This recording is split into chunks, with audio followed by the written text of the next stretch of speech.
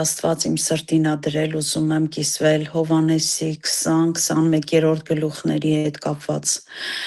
Նախ ասենք, որ Հիսուսը հարություն էր առել եւ քարը գլորված էր, ինչպես գիտեք։ Եվ այստեղ հստակ մի բան ունեմ ասելու, որ Հիսուսը կարիք չուներ այդ քարը գլորելու, հասկանում եք, նրան պետք չէր այդ քարը գլորել, որ դուրս գար, նա հարություն էր առել գերբնական նավեր էր առնվել գերեզմանից,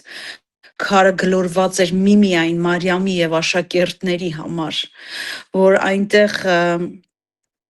նրանք հանդիպում ունենային այդ գերբնական հրաշքի հետ, որ նրանց առջև բացվեր այդ հարության գերազանց զորությունը եւ շատ հաճախ նաեւ մեր կյանքերում լինում են ցավալի բաներ, հա, նրանք հանդիպեցին դատարկ գերեզմանի եւ դա ցավալի էր եւ լացում էին, կորցրել էին հա Մարիամը, աշակերտները խուճապի մեջ էին։ Երբեմն մեր կյանքերում իրավիճակներ ա լինում, որ մենք չենք հասկանում, ինչի պիտի սա իմ հետ պատահի, եւ շատերս հարց ենք տալիս եւ պատասխաններ չկա, եւ այստեղ քարը գլորված էր, որպեսզի այդ փառահեղ հարությունը տեսներ, առաջի տեսնողները հենց նրանք եղան, Մարիամը, Պետրոսը, Հովհաննեսը եւ հետագայում մնացած աշակերտները նույնպես։ Մարիամը գերեզմանի մոտ լաց էր լինում եւ շատ հաճախ արցունքները կարեւոր չեն, երբ որ նրանք ճիշտ էմոցիոնալ դաշտից չեն գալիս։ Ես դրա մասին շատ խորը քարոզ ունեմ արցունքների հետ կապված։ Արցունքները շարժում են մեր հոր, երկնային հոր սիրտը։ Բայց երբ որ այդ արցունքները ճիշտ տեղից են գալիս եւ Մարիամի մոտ իրոք արցունքները ճիշտ էմոցիոնալ դաշտից էին գալիս, այդ ժամանակ ամբողջ երկինքը շարժվեց։ Հասկանում եք,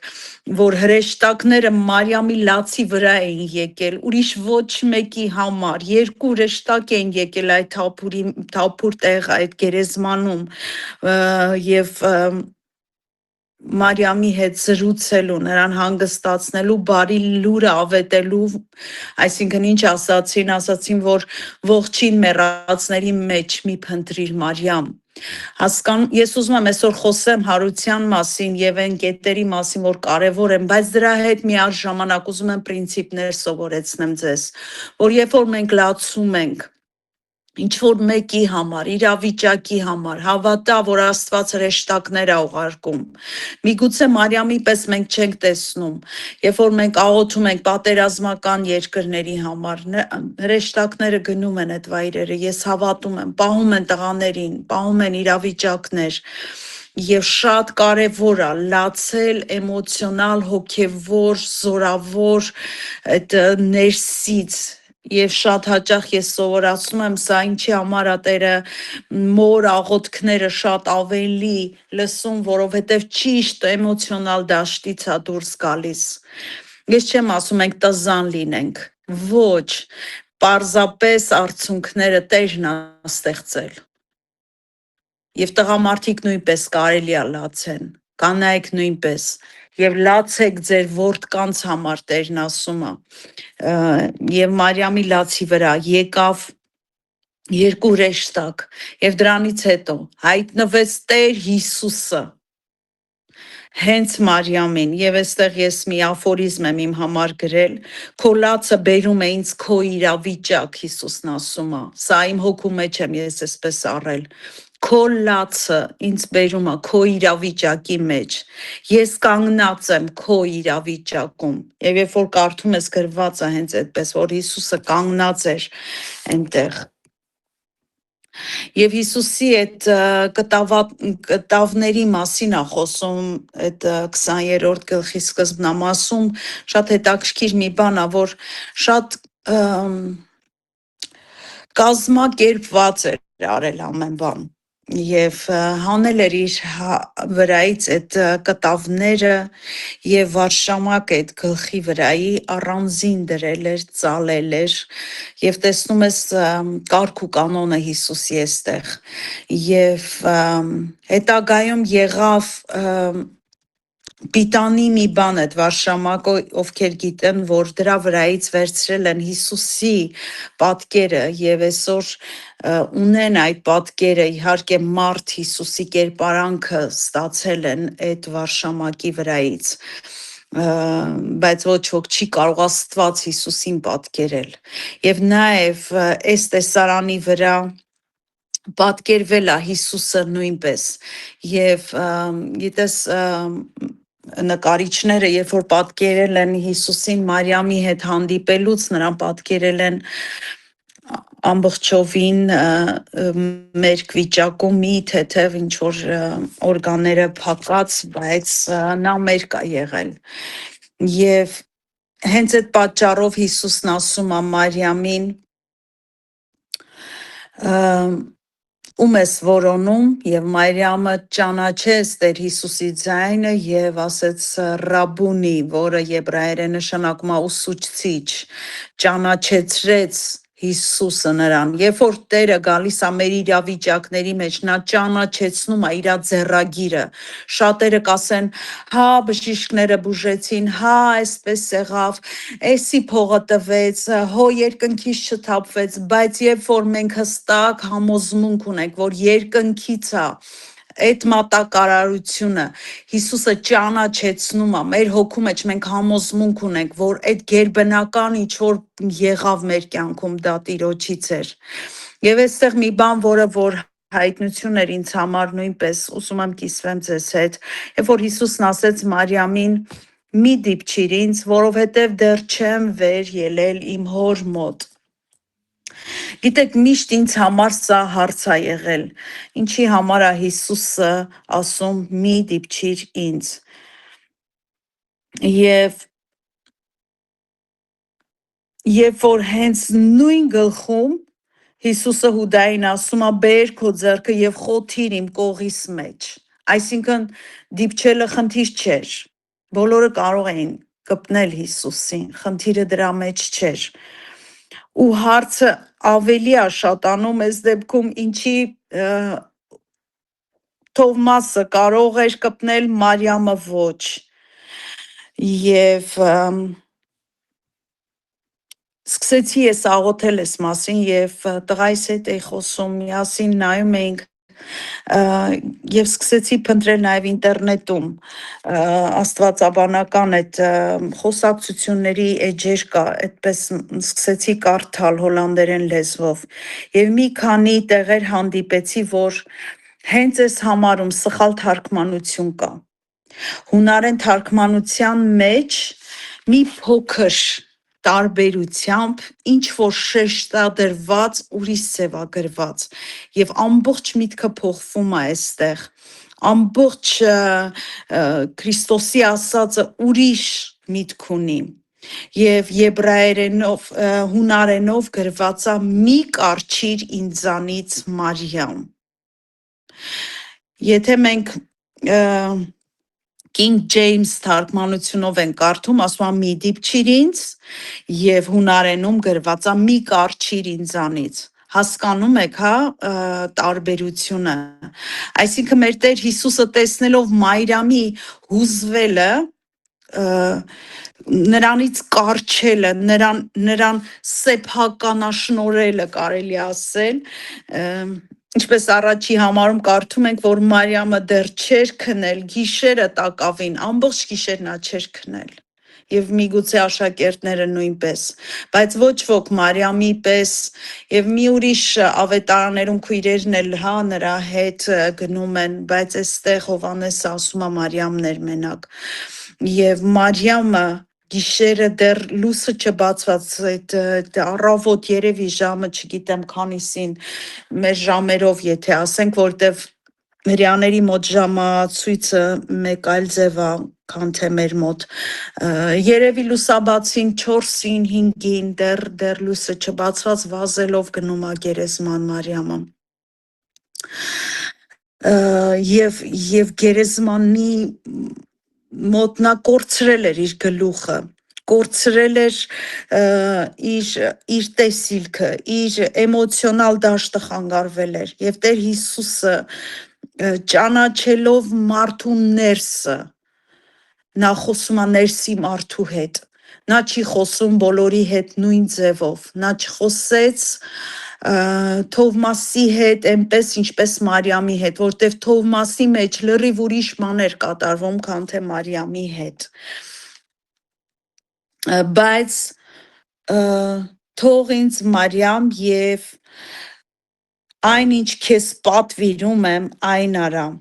Եվ այստեղից հրաշք մի բան ասեց Հիսուսը,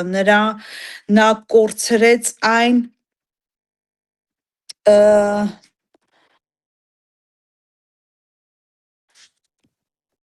այո,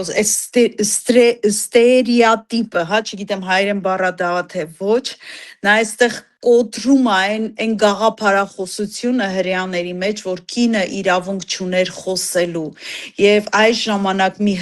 հզոր բան է կատարվում եւ կոտրվում է այդ լուծը, որ կինը պիտի չխոսի եւ Հիսուսն ասում է գնա եւ եղբայրներին,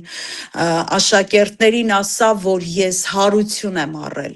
Առաջի դեպքը, որ հրեա ռաբին, հա, Հիսուսին ռաբի, ուսուցիչ կոչելը, ես չգիտեմ, գիտեք դուք թե ոչ, հրեաների մոտ ընդհանրապես ռաբիները ընտրված էին եւ նրանց մոտ տղա երեխաներին տանում էին, որպիսի նրանք սովորեն Տորան, հա, այդ 5 գրքերը հրեաների եւ այնտեղ կանայք չկային։ Բայց Հիսուսը այստեղ կոտրում է ռաբի լինելով, ուսուցիչ լինելով, նա կոտրում է այն գաղափարախոսությունը, որ կնոջ խոսքը արժեք չունի։ Գիտեք, որ հրեաների մոտ, երբ որ դատավարություն է լինում, կնոջ խոսքը արժեք չունի։ Պետքա տղամարդու խոսք լինի եւ 2 վկաներով նոր ընդունվում է։ Եվ ինչի համար է Մարիամը այդպես կարճած այդ բառը օգտագործում, հա, հունարենում կարճել բառը, որտեղ Մարիամը մեկ անգամ խաչի մոտ, ինչպես Ռոզաքույրն ասեց, կորցրեց Հիսուսին, նրա սրտի մեջ ինչ որ բան տարօրինակ է ցավը, ովքեր որ լուրջ բաների միջով անցել են կհասկանան դա։ Դա մի տարօրինակ ցավ է կորցնելը։ Եվ նա կորցրեց եւ չէր ուզում այլևս կորցնել, նա այդ գերեզմանի մոտ հանդիպեց նորից, վերականգնված հարություն առած Քրիստոսին եւ կարճեց նրան, ուզում էր կպներ։ Հոգու դաշտում Հիսուսը տեսավ նրա այդ կարճելը եւ ասեց Մարիամ, մի կարճիր ինձանից,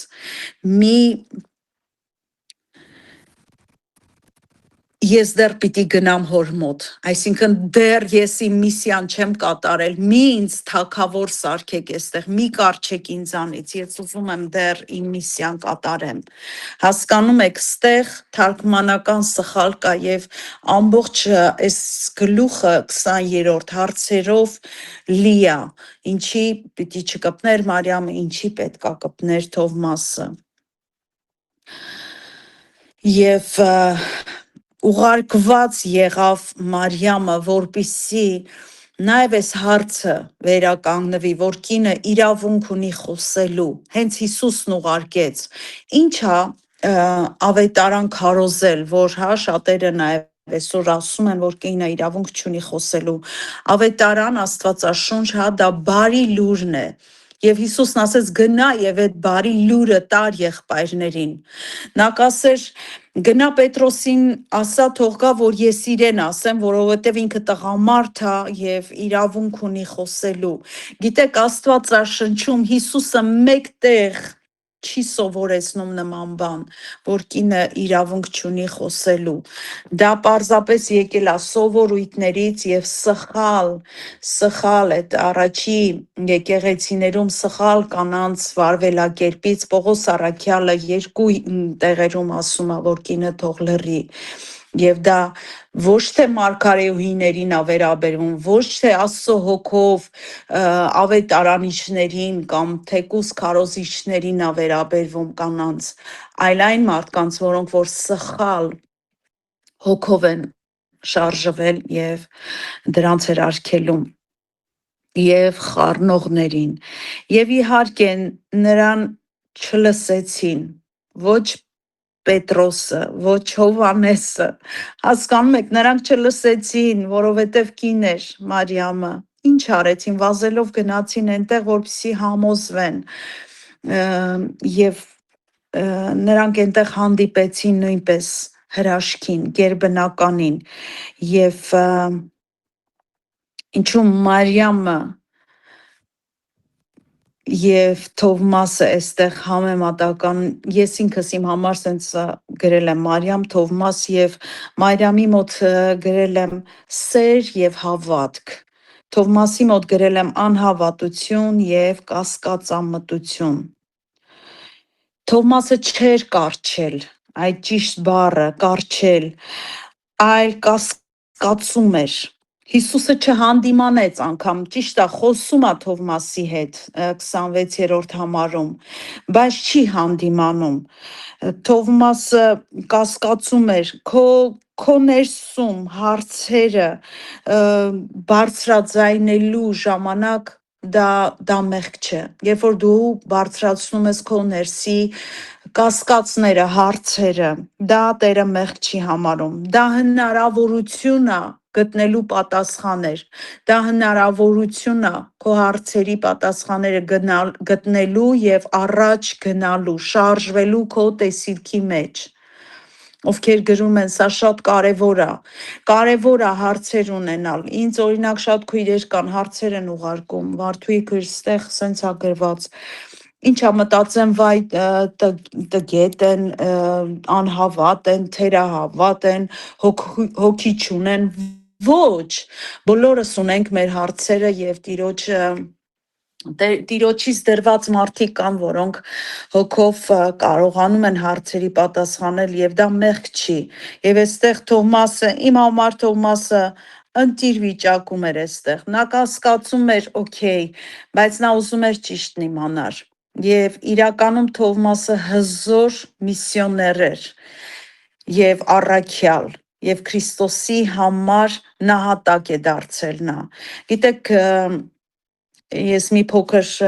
քարոզին պատրաստվելուց սկսեցի կարդալ նրա մասին, որ պատմական գրքերում գրված է Վիկիպեդիայում, որ նա նահատակվել է Հնդկաստանում որպես միսիոներ եւ նահատակ, նրան սրով սպանել են։ Նա 52-րդ թվականին գնացել է Հնդկաստան եւ ոչ միայն Հնդկաստանում, այդ ամբողջ տարածաշրջանում, նաեւ Չինաստանում եւ Իրանում, Իրաքում, Թուրքիայում գիտեք նրա հետ եղել է նաև Բարթողիմեոսը եւ նրանք միասին նաև Հայաստանում Թադեոսն ու Բարթողիմեոսն են առաջի ավետարանը բերել եւ իհարկե Գայանեն ու Ռիփսիմեն հետո բերեցին եւ ավելի թափով քրիստոնեությունը մտավ Հայաստան, բայց առաջի բերողները Բարթողիմեոսն ու Թադեոսն էին, բայց Բարթողիմեոսը առանձին նաև Թովմասի հետ հզոր աշխատանք են տարել Իրաքում, Իրանում, Թուրքիայում, Չինաստանում, Հնդկաստանում եւ իհարկե Բարթողիմեոսը Հայաստանում է նահատակվել, ովքեր որ կարդացել են Վարք Սրբոցը, այնտեղ գրված է ամեն առաքյալների վախճանի Նրանք կաշիազերծ են արել Հայաստանում, մեծ հայքում նրա կաշին հանել են իր վրայից եւ գցել են արևի տակ, որպիսի տառապալից մահով մահանա եւ չի ընդունվել քրիստոնեությունը, Թադեոսին նույնպես գլխատել են եւ նայելով այս կասկածամիտ Թովմասին եւ շատերը նրան անվանում են անհավատ Թովմաս, գիտես սկիզբը այդքան էլ կարևոր չի, ընթացքը շատ ավելի կարևոր է եւ ամենակարևորը վերջն է։ Դրա համար հայտնության մեջ մի այսպիսի շատ զորավոր համար կա, որը ես երազիս մեջ Տիրոջ բերանից եմ նաև լսել, Տերն ասեց, ով որ միջև վերջ հավատարիմ կմնա, ես էլ նրանց կպահեմ այս աշխարհի վրա եկող չար փորձություններից։ Աստված չի ասում, ով որ սկզբից չի սկսի, ոչ, ով որ միջև վերջ հավատարիմ մնա, եւ Թադեոսի վերջը շատ ճիշտ Թովմասի կներեք, Թովմասի վերջը շատ ավելի զորավոր էր, քան սկիզբը, եւ նա նահատակ եղավ։ Եվ նրա տարած ուսմունքը նաև անվանվում էր Սուրբ Թովմասի Սուրբ Թովմաս Քրիստոնյաներ, այդպես է անվանվում, միջև հիմա կա այդ շարժերը, ինձ թվում է, հա, Հնդկաստանում եւ Չինաստանում այդ երկու մեծ երկրներում, որոնք ահռելի երկրներ են եւ քրիստոնեությունը մեծ թափ է առնում նախ Հնդկաստանում եւ Չինաստանում նույնպես դրա այդ առաջի սերմը նահատակը եղել է Թովմասը։ Եվ Եթովպիայում նույնպես, որ շատ կարևոր հոգևորներ են, եւ եթովպիացիները նույնպես Թովմասի սերն են, հա, հավատքի։ Եվ մի հատված, որ շատ կարևորում եմ, ինչպես 21-րդ համարը 20-21-ում էսպես ասում, ինչպես իմ հայրը ինձ ուղարկեց, ես էլ ձեզ եմ ուղարկում։ Գիտեք, Աստված, երբ որ որդուն ուղարկեց, ամբողջ ծրագրով էր ուղարկել։ Հիսուսը այց միջև բեն, ալֆան ու օմեգան էր նա գիտեր ամեն բան, ինչա լինելու։ Նա ասում էր, ես ոչինչ չեմ անում, միջև չտեսնեմ հորը անելուց, ես անում եմ այն ամեն ինչ, որ հայրը ինձ տվել է անելու։ Եվ նույն ձևով պետքա մենք լինենք, հասկանում եք։ Ոնց որ հայրն ինձ ուղարկեց, ես ձեզ եմ ուղարկում, քեզ, ինձ։ Այսինքն դու պիտի իմանաս, պետքա տեսիլքակիր լինես, պիտի գնաս այն ընթացքով, որ Տերը որոշել է քո համար։ Որոնց մեղքերը որ թողեք, թողված կլինի, որոնց որ պահեք, պահված կլինի։ Դեք, երբ որ Հիսուսը անդամալուծին ասեց, քո մեղքերը թողված են, նրան այնպես դատապարտեցին, եւ սա եղավ նաեւ խաչելության այդ մեծ բանը, հա, որ ինքն իրեն Աստծո տեղ է դնում, մեղքեր աներում, միայն Աստված կարող է մեղքեր ներել։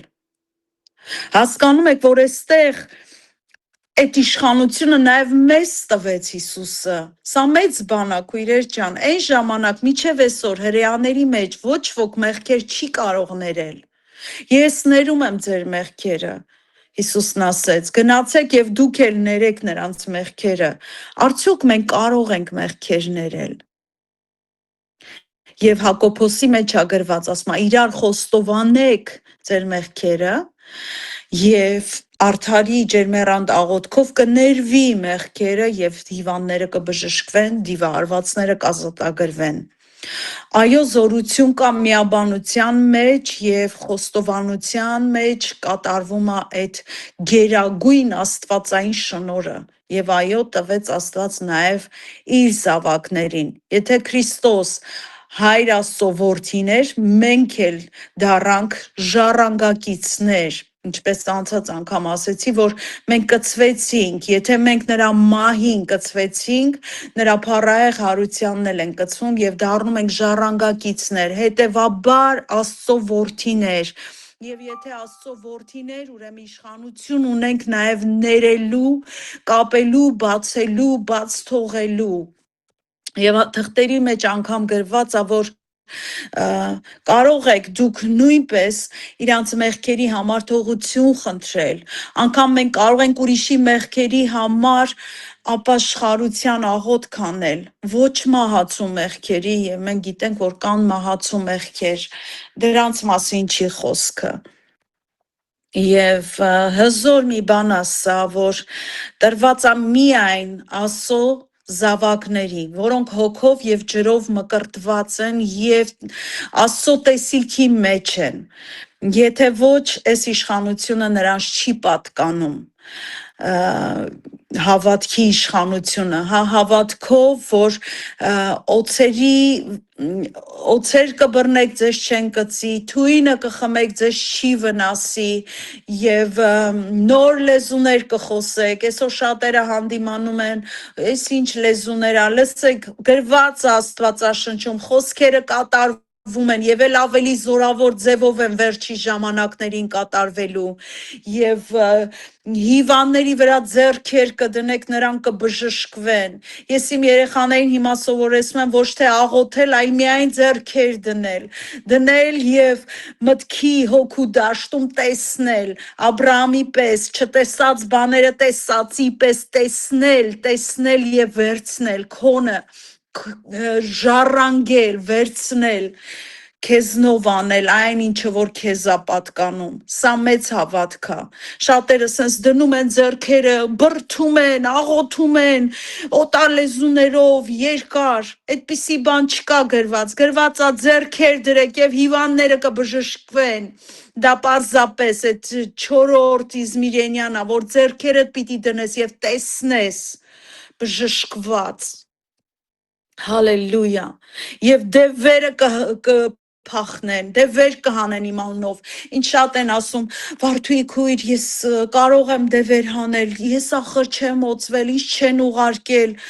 Եթե այս մտքերով պիտի հանես, մի հանի, իրոք որ չես կարող։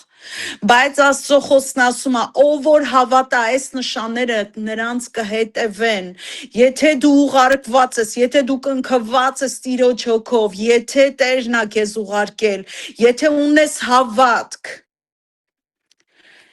ձեռքեր կդնես եւ չես վախենա, որտեվ ձեզ իշխանություն եմ տալիս Ղուկասի 10:19-ում կողելու օծերին եւ կարիճներին եւ ողձորությանը, դա կլինի Լևիաթանը, Բելիալը, չգիտեմ Իզաբելի ոգին, չգիտեմ ինչ սուտ մարգարեներ ու վհուկներ, նրանք քեզ չեն վնասի, եթե Տերն է քեզ ուղարկել, ոչ ոք քեզ չի կարող վնասել։ Տերը քեզ կպաշտպանի, Տերը քեզ կօգնի, որպիսի այդ գերբնական զորությունը իրականանա։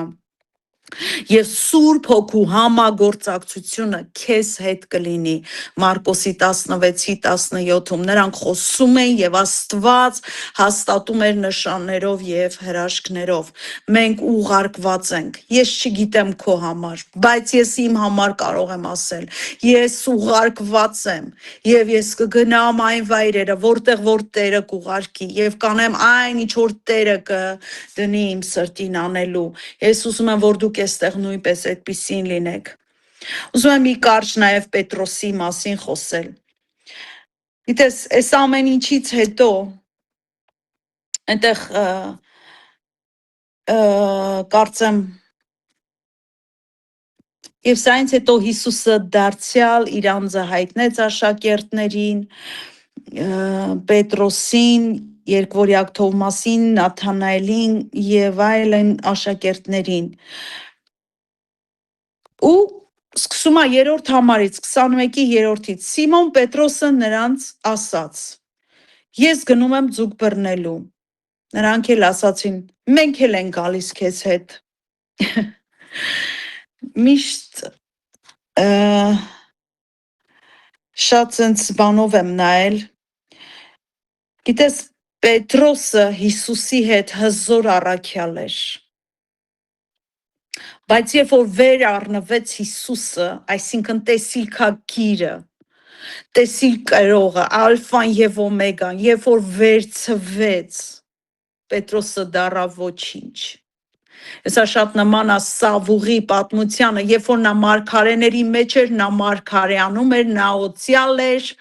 բայց երբ որ դրսում էր, նա ոչինչ էր, նա դիվարված էր, նա սխալ ընտրություններ էր անում։ Գիտեք, շատ կարևոր է տեսիլքագիր մարդիկ, տեսիլքը կրող մարգարեներ, առաքյալներ, որոնք կրում են, որոնք տանում են։ Բայց երբ որ կորցնում ես դու դա, դու զգում ես ով ես դու։ Ես շատերը այստեղ, ես գիտեմ, դա ինձ հոգին է ցույց տվել։ Շատերը կան այստեղ, որ իրենց լավ են զգում, բայց երբ որ մենակ են, զգում են, որ իրանք չունեն դա, չունեն, որտեվ գին չի վճարվել, որտեվ տեսիլք չունեն։ Նրանք կծվել են տեսիլքին, բայց իրենք այդ տեսիլքի մեջ գին չեն վճարում եւ չեն ուզում վճարեն եւ հետեւաբար դատարկ են։ Եվ երբ որ Հիսուս գնաց, Պետրոսը զգաց այդ դատարկությունը։ Ես չգիտեմ ում եմ սա ասում, վերցրա, այսօրվա խոսքը սերտողություն է, բայց նաև շատ ուժեղ է, վերցնելու ես ամեն ինչը մեր կյանքերում, Մարիամի մասին, Թովմասի, Պետրոսի, Հովանեսի, Պետրոսն ասեց գնամ ձուկ բռնելու, երբ որ տեսիլքդ կորցնում ես, դու սկսում ես դառնալ քո հին սովորություններին, երբ որ Սավուղը մարգարեների մեջ չէր, նա գնաց եւ սկսեց սխալ բաներ անել, եւ Աստված մարգարեին ուղարկեց, ասես դու մեղք ես գործել, եւ քո թագավորությունը հոգին Աստծո կվերցվի քո վրայից եւ կտրվի Դավթին իրականում, եւ այո շատերը կկորցնեն, գալու է ժամանակ եւ հիմա էլ է, որ շատ լուրջ փորձություններ ա լինելու հարս եկեղեցուն, որպիսի ովքեր որ կանգուն են ընտրված են, տեսիլքակիր են, Աստծո համար գին կարող են վճարել, նրանք կանգուն կմնան, իսկ նրանք ովքեր խաղ են խաղում, ովքեր ռեկլամի համար են, ովքեր քանակի համար են, ովքեր տենց, չգիտեմ, մասսա են, եւ չունեն տեսիլք, չունեն պարգևների այդ փունջը, չունեն օծություն, չունեն շարժ, նրանք կվնասվեն։ Եվ դառան, գիտես, Պետրոսը կարծես իր այդ խարիզմայով ինքը քաշող էր, ինքը ուներ, Հիսուսը իրան արդեն ասել էր, որ ես քո վրա կշինեմ եկեղեցին, քո այդ հայտնության վրա եւ հենց քո վրա, որտեվ հենց Պետրոս նշանակում է ժայռ, այդ ժայռի վրա Տերը նպատակ ուներ շինելու։ Եվ ինչպես Ռոզա քույրը ասես այնտեղ ասում է, որ գնա եւ արածեցրու վերջում ասում է Տերը, որտեվ նա գլուխ էր, նա ամենամեծ առաքյալներից մեկն էր համարվում։ Բայց նա տարավ սխալ տեղ, սա էլ շատ կարևոր է։ Կան մարդիկ, որոնք խարիզմատիկ են, նրանց մեջ կա այդ տանելու, քաշելու բնույթը, բայց դատարկ տեսիլքներ են դրանք ոչ մի տեղ չեն տանում, եւ նա տարավ նրանց նույն հին տեղը ձուկ բռնելու, եւ նրանք գնացին զբաղվելու անիմաց զբաղմունքով, եւ գիտես այստեղ հոգիս սենց ոնց որ կծկվեր ներսս, երբ որ կարդում էի, որ Հիսուսը դա տեսավ, եւ հիմա էլ գիտեք, Աստծո հարց եկեղեցու մեջ կան Աստծո զավակներ, որոնք որ անիմաստ բաներով են զբաղված, ռաբաշադայա։ Եվ մի ուրիշ քարոզ եմ գրել, ուզում եմ դրանից մի հատված ասեմ։ Սավուղը հզոր զինվոր էր, ինքը գեներալ էր կարելի ասել, բայց նա չկարողացավ կտրել Գողիաթի գլուխը։ Դավիթը փոքրիկ, բայց ներսով վերափոխված Աստծո վրա ամբողջական հույսը դրած մեկն էր, մարմնով փոքրիկի նկատի ունեմ։ Նա կտրեց Գողիաթի գլուխը։ Այսօր Աստծո հարց եկեղեցու մեջ կան մարդիկ, որոնք որ ոչինչ չեն անում իրանց աղոթքները, ոչինչ, նրանք երբեք դևեր չեն կարողանում հանել, դևերի գլուխներ չեն կտրում, նրանք միայն խարիզմատիկ, տեսանելի մարդիկ են, բայց չկա օծություն, չկա զորություն։ Տիմոթեոսի մեջ է գրած, որ կերպարանք ունեն, բայց զորությունը ուրացած են։ Չի գործում գերբնականը, այդ համագործակցությունը Սուրբ Հոգու հետ։ Եվ Դավիթը լինելով փոքրամարմին, տարիքով էլ փոքր, ով էս անթլփատ փղշտացին, նա իր վրա չէր դնում հույսը, նա գիտեր, որ Տերը տալու է այդ զորությունը, կտրելու նրա գլուխը։ Եվ ընդհանրապես կապ չունի, դու փոքրամարմին ես, կին ես, տղամարդ ես, երեխա ես, թե ով ես։ Ես տեսել եմ երեխաներին ոնց են դևեր քշում։ Ես տեսել եմ զորավոր երեխաներ, որոնք էլ ավելի զորավոր են, քան թե քարոզիչներ, որոնք կանգնած այսօր քարոզում են։ Գողիաթի գլուխը կտրողներ, Դավթի նմաններ, վերափոխված մարդիկ, տեսիլքակիր մարդիկ։ Եվ ընդհանրապես, ինչպես գրված, ասում է հովին կխփեմ եւ հոտը կցրվի, ամբողջ հոտը ցրվեց, ինչպես Ռոզա քույրը ասեց, նրանք գիտեին, որ հարությունը առնելու, ասվել էր եւ զորություն առան։ Եվ անգամ 20-րդ գլխում ինչպես կարդացի, նրանց ասեց, ես ուղարկում եմ ձեզ, դրանից հետո նրանք գնացին նորից ձուկ բռնելու, եւ Հիսուսը հանդիպեց, որովհետև Տերը սիրում է, եւ ծրագիր ուներ այս 11-ի հետ, ծրագիր ուներ, ամբողջ աշխարհը ավետարանեցին նրանք, այսօր մենք կանք, որովհետև նրանք եղան իրենց տեսիլքի մեջ, որ հետո Հիսուսը վերականգնեց։ Նրանք տկարներ էին, շատ բաներ չէին հասկանում։ Շատերը, ես շատ հաճախ ասել եմ այս մասին, ես չէի ուզենա իմ թիմիս մեջ նման մարդիկ ունենայի, Երկմիտ, Թովմաս, բռնկվող Պետրոս, Հովանեսն ու Հակոբոսը աթոռի կռիվ էին տալիս, բայց երբ որ Աստված ուղարկեց եւ նրանք հասկացան, որ իրենց ուսերին մեծ տեսիլք ա դրված, որ պիտի կատարեն, ամեն մեկը դարձան հզոր առաքյալներ եւ պատրաստ էին միջև մահ գնալու եւ նահատակվելու տարատեսակ տառապալից մահերով եւ ամբողջ աշխարհը քարոզվեց Սուրբ Հոգու այդ գեղեցիկ գործը։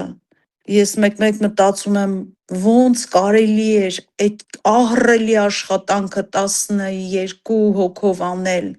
Հետագայում նրանց միացավ նաև Պողոս առաքյալը, Մատաթյան եւ իրանք էլ ունեցան իրենց հոգևոր տղաներին ու աղջիկներին եւ շատացան ու գնացին տարածելու, բայց 11-ի 12-ով սկսեց Տերը եւ գերբնական, որ նայում ես ամբողջ քարտեզը լցրել էին իրանք եւ չունեին այն հնարավորությունը, որ մենք այսօր ունենք։ Այս ինտերնետային ցանցերը, ավտոմեքենաները, ինքնաթիռները, գնացքները, չգիտեմ, այնքան հնարավորություններ ունենք մենք հիմա, որ իրանք չունեին, ոտքով էին գնում, լավագույն դեպքում նավերով, բայց ամենտեղ հո նավեր չէին գնում։ Եվ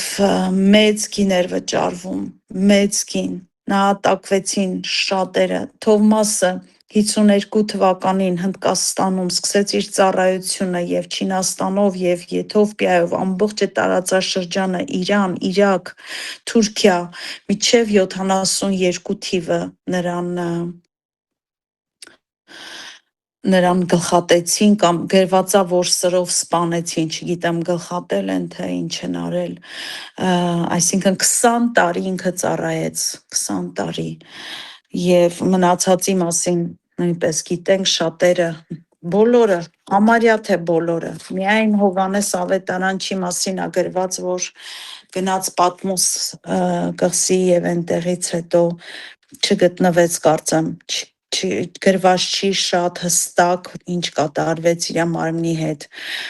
եւ մնացածը նահատակվեցին Տիրոջ համար, սերմ եղավ նրանց արյունը հողի մեջ, որպեսզի մենք այսօր քրիստոնյաներ լինենք։ Տեր, շնորհակալ եմ քո խոսքի համար, շնորհակալ եմ այս հնարավորության համար։ Տեր, թող որ տեսիլքագիր լինենք, թող որ ուղարկված լինենք, թող որ օծված եւ համագործակցենք երկնքի հետ, հանդիպենք հրեշտակներին, լսենք քո ձայնը, արցունքներ թափենք որտեղ որ պետք է, որպիսի շարժ կա երկնային Տեր, երազների հոգու դաշտում հանդիպենք քեզ Տեր, ուղարկիր մեզ Տեր, խոսիր մեր հոգու հետ Տեր, որպեսզի իմանանք Տեր այն ընթացքը, որ մեզ հետ ունես Տեր, ոչ թե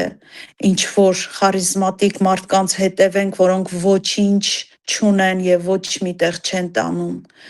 Տեր օգնիր մեզ, լինենք տնկված մեր տեղում, որպեսզի պտղաբեր լինենք։ Քո հարությանդ զորությունը թող գործի մեր մեջ Տեր, հարությանդ զորությունը Հալելույա, շնորհակալ եմ Տեր, օծիր մեր ձեռքերը, որ երբ որ դնենք հիվանդների վրա, նրանք բժշկվեն։ Օծիր մեր միտքը, մեր խոսքերը, երբ որ խոսենք դևերը փախնեն Տեր, եւ իրավիճակներ փոխվեն Հիսուս Քրիստոսի զորավոր անունով։ Փառավորվես ու մեծարվես, Հայր, Որդի եւ Սուրբ Հոգի։ Ալելույա, ամեն։